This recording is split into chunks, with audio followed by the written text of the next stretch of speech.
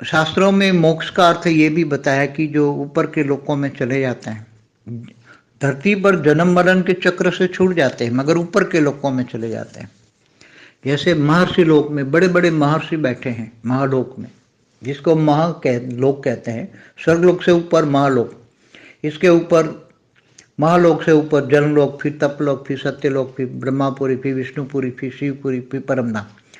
तो ये सभी आत्माएं जैसे शिव को याद करती शिवपुरी में जाती हैं, विष्णु को याद करते विष्णुपुरी जाती है, ब्रह्मा को याद करते ब्रह्मापुरी जाती है, कई बड़े बड़े महर्षियों को याद करती हैं तो उनके पास जाती हैं।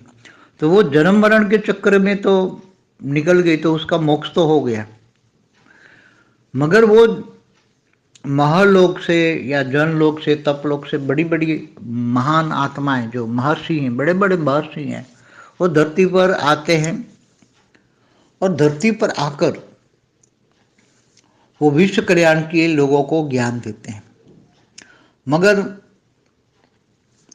वो अपना ज्ञान देते हैं कि गुरु पूजा भी कराते हैं, कई बार मंत्र भी देते हैं, गुरु मंत्र भी देते हैं, कई बार देवी देवताओं की भी मंत्र होता है कि देवी देवताओं के मंत्र करने से तुम्हें सिद्धि होगी, रिद्धि सिद्धि होगी। तो ये अलग अलग भक्ति मार्ग में अलग बहुत ही डिफरेंस प्रकार के, अनेक प्रकार के भक्ति मार्ग में प्राप्ति के लिए रास्ता है। मंत्र की विधि, मंत्र तंत्र की विधि, ये सब तो ये एक भक्ति है। तो आत्माएं धरती पर ऊपर से महालोक, जनलोक, तपलोक से बैठी हुई आत्माएं धरती पर विश्व कल्याण के लिए आती हैं, लोगों को ज्ञान देती है। बड़े बड़े महर्षि आते हैं, आश्रम खोलते हैं धरती पर और लोगों को ज्ञान देते हैं। इसलिए मगर उसी टाइम तो क्या होता है, 4 युग पूरा होता है तो फिर अर्ध प्रलय होता है। फिर तो बड़े बड़े ऋषि मुनि आते हैं तो उनको तो पता लग जाता है कि भाई हाँ, अभी तो अर्ध प्रलय का समय हो गया, 4 युग का समय पूरा होने आया है।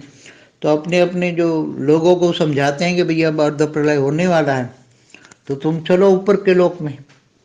तो अर्ध प्रलय होता है तो वो दूसरों लोक में, ऊपर भूलोक से भूभुरलोक में चले जाते हैं।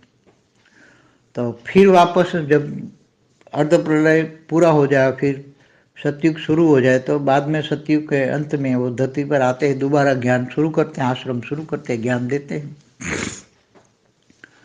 तो ऊपर से लोकों में आकर आत्माएं, अच्छी आत्माएं, महालोक वाली आत्माएं, जैसे महालोक में भी बड़े बड़े आश्रम हैं, वहाँ बहुत बड़े बड़े अनेक महालोक में आश्रम हैं।